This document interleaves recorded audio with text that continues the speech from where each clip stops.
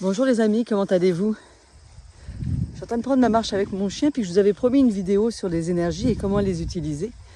Comme il n'y avait pas assez de personnes inscrites, j'ai annulé mon webinaire, mais ça n'empêche que je peux quand même vous en parler. Alors, c'est ça que je voulais vous expliquer la dernière fois. C'est qu'on prend l'habitude systématiquement de dire « Ah là là, Mercure est rétrograde, ça va encore pas dans ma vie, etc. etc. » De la même façon, Saturne est rétrograde, ça joue sur mes affaires, etc. Oui, tout ça c'est vrai, comme tout ce que vous voulez. Tout est énergie, donc effectivement tout ça c'est vrai. Mais est-ce qu'on est réellement obligé de subir ou plutôt de s'approprier ces énergies-là pour en faire quelque chose? Je vous donne un exemple. Saturne est rétrograde. Ça peut très bien jouer sur une sphère de votre vie à faire un ralentissement. C'est-à-dire que si par exemple ça joue sur la maison de vos relations, eh bien il est certain que dans vos relations actuellement, il y a certainement des pertes d'amis ou des pertes de relations ou encore des remises en question, etc. Est-ce que c'est un drame? Oui. Oui, si vous le prenez comme un drame. Maintenant, est-ce que c'est bon? Oui, si vous le prenez comme ça. Je vous donne un autre exemple. Actuellement, Saturne est rétrograde.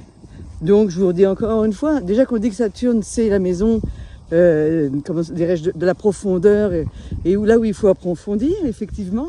Et bien peut-être que si ça joue sur la maison de votre travail, que c'est un bon moment pour revoir vos contrats ou votre façon d'approcher votre emploi. Est-ce que vous vous plaisez encore dans votre emploi? Est-ce que vous avez envie de changer des choses? On fait la même chose avec Mercure rétrograde. Mercure nous invite juste à une introspection, pas à subir en disant catastrophe, je vais tout perdre, si je signe un contrat là, c'est une catastrophe. Non! Ça vous apprend la profondeur, ça vous apprend à grandir. C'est juste ça en fait ce que ça veut dire. Puis, de la même façon, quand je me suis moquée en parlant des différents portails, oui, je comprends que l'humain, il a besoin de se rattacher à quelque chose, que vous avez besoin tous de vous rattacher à des groupes, des égrégores. Il faut comprendre qu'à chaque fois qu'on parle d'une énergie, d'un portail, ou d'autre chose, ou d'un mantra, ou de ce que vous voulez, vous êtes en train de vous connecter à un égrégore. Mais qui dirige cet égrégore finalement? Est-ce que vous comprenez le mot égrégore? Le mot égrégore, ça veut simplement dire que c'est une énergie de groupe. Si on voulait le mettre comme ça, c'est un ensemble. Donc, vous ne savez même pas qui vous nourrissez. Donc, la personne qui a créé le portail du 8-8, 9-9, 10-10 et tout ce que vous voulez, eh bien, à chaque fois que vous vous ralliez à cette énergie-là, vous vous ralliez à l'énergie d'une personne bien particulière que vous ne connaissez pas et vous nourrissez son énergie. C'est de la même façon quand on vous dit on va faire tel mantra, parce que si je fais tel mantra, vous allez voir, ça va m'apporter autre chose. Si je fais le mantra de Saturne, je vais pouvoir mieux utiliser les énergies de Saturne. Ok, mais qui a fait ce mantra? À qui ça sert dans la réalité? C'est ça qu'il faut prendre en considération.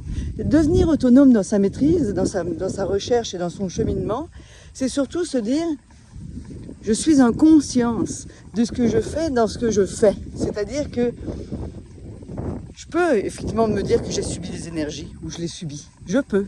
Mais soyons clairs que c'est pas fait pour y rester. Je vais vous donner un exemple. Personnellement, j'ai eu l'impression d'avoir un petit ralentissement au niveau de l'évolution de mon entreprise.